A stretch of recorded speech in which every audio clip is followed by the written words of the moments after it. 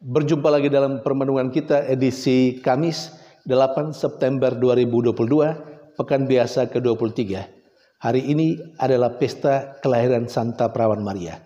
Bacaan-bacaan liturgi hari ini, bacaan yang pertama dari kitab Nubuat Mika bab 5 ayat 1 sampai 4a dan bacaan Injil dari Injil Matius bab 1 ayat 1 sampai 16, ayat 18 sampai 23. Ada dua pokok penting yang mau saya sharingkan pada kesempatan ini. Yang pertama, yang berkenaan dengan pesta hari ini, kelahiran Santa Perawan Maria.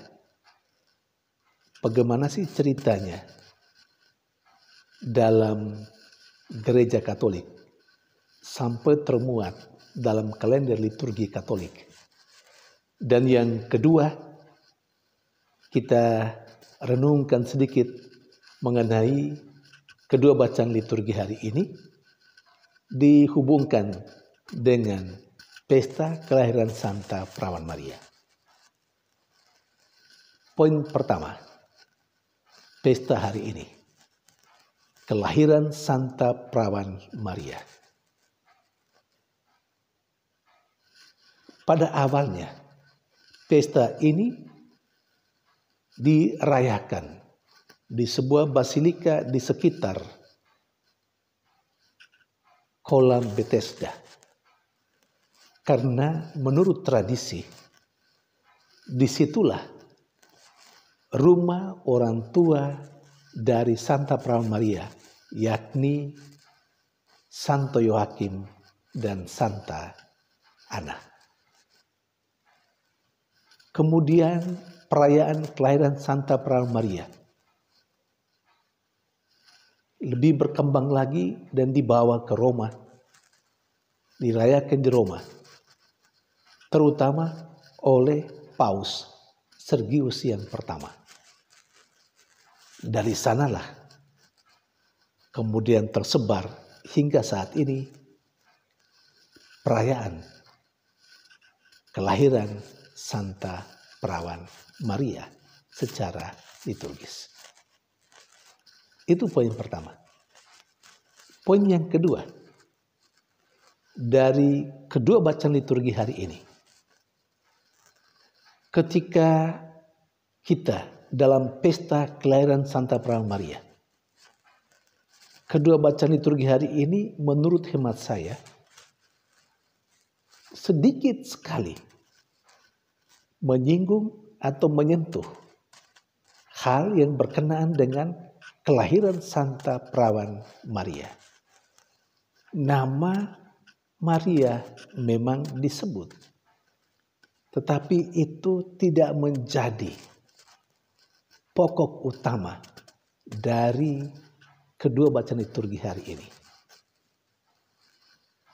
Justru dalam kedua bacaan liturgi hari ini, baik bacaan pertama dari Nubuat Mika maupun bacaan Injil dari Injil Matius, sebagian besarnya berbicara tentang Yesus Kristus. Dalam bacaan pertama dari Nubuat Mika misalnya, diceritakan di situ bahwa dari Bethlehem akan lahir seorang yang akan memimpin bangsa Israel,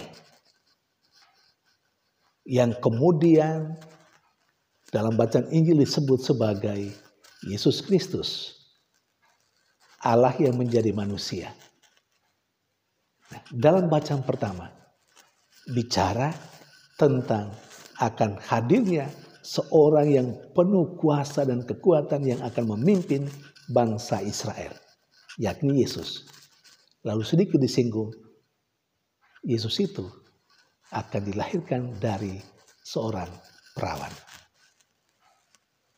Kemudian dalam bacaan Injil dibicarakan di sana silsilah Yesus.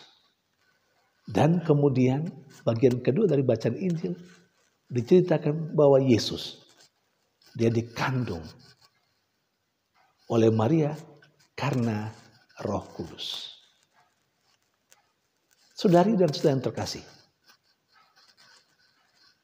itu yang menarik menurut saya, yang dipestakan secara liturgis kelahiran Santa Perawan Maria, tetapi fokus bacaan liturgi hari ini yakni Yesus Kristus. Pesan apa kira-kira yang bisa kita dapatkan dari bacaan liturgi hari ini berkenaan dengan pesta kelahiran Santa Perawan Maria? Satu dua hal yang menurut hemat saya dan permenungan saya yang bisa menjadi pesan bagi kita dalam permenungan ini. Yang pertama, Maria itu dengan segala kehebatannya, sebagaimana yang dihormati dalam gereja Katolik, itu tidak pertama-tama karena Marianya, tidak pertama-tama karena dia. Semuanya terjadi atas diri Maria, termasuk kelahirannya dan berbagai macam hal yang diyakini, yang dihayati dalam gereja Katolik. Semua itu karena Kristus. Karena Kristuslah maka Maria terpilih. Karena Kristuslah maka Maria mendapat tempat yang tinggi menurut gereja Katolik. Jadi Maria adalah yang kedua cuma sarana yang dipakai oleh Allah untuk melahirkan, untuk mengandung dan melahirkan Allah yang menjadi manusia dalam diri Yesus Kristus. Saudari dan saudara yang terkasih, Maria tetap sebagai seorang hamba. Dan Maria memang menghayati dirinya dan mengenali dirinya seperti itu. Dia hebat dan luar biasa karena Maria. Karena Tuhan. Saudari dan saudara terkasih, seperti Maria, kita seharusnya demikian. Tapi sejauh mana kita menghayati spiritualitas Maria sebagai seorang hamba, seorang yang tidak merasa diri penting, tetapi cuma hamba yang menerima apa yang dikehendaki Allah terjadi atas dirinya. Sejauh mana kita menghayati spiritualitas Maria sebagai hamba yang rendah hati.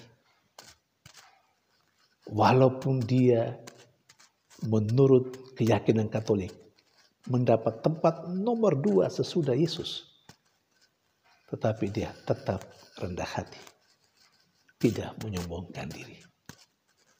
Saudari dan saudara terkasih, seharusnya kita seperti Maria sekali lagi. Namun kalau kita renungkan sungguh-sungguh bagaimana kehidupan kita sampai saat ini, kita terkadang merasa diri hebat dan luar biasa. Karena kita adalah imam yang punya kuasa di paroki. Dan kita menggunakan kuasa itu untuk macam-macam sesuai dengan keinginan kita, kemauan kita. Kita terkadang merasa diri, wah, karena kita adalah imam, atau mungkin yang lain sebagai awam. Kita seringkali seperti itu. Kita lupa kalau kita cuma seorang hamba yang dipakai oleh Allah. Kita lupa kalau kita cuma seorang yang rendah, serana saja yang dipilih oleh Tuhan. Dan kita dipilih oleh Tuhan supaya Tuhan nampak dalam kehidupan kita, melalui cara hidup kita, melalui tutur kata kita, melalui perbuatan kita.